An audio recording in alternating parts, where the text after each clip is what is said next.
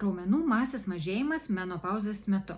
Ką apie tai reikia žinoti? Esu Rita, menopauzės wellness praktikė ir šiandien pasidalinsiu, kodėl sarkopenijos rizika didėja menopauzės metu ir kas galėtų padėti.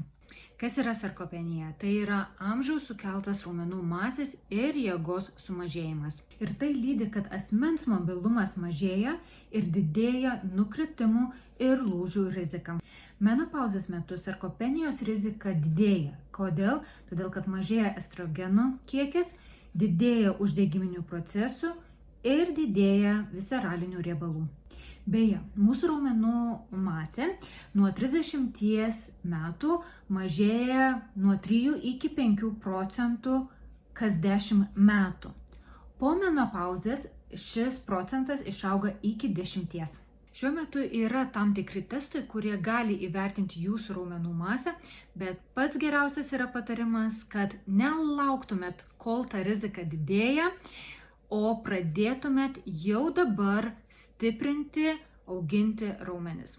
Tad įtraukite į mitybą pakankamai baltymų, fizinis aktyvumas ir maisto papildai. Ir pabaigai, studijos rodo, kad pakaitinė hormonų terapija gali pagerinti raumenų masę ir jėgą. O jei menopauzės tema tau šiuo metu yra aktuali, kviečiu pasekti.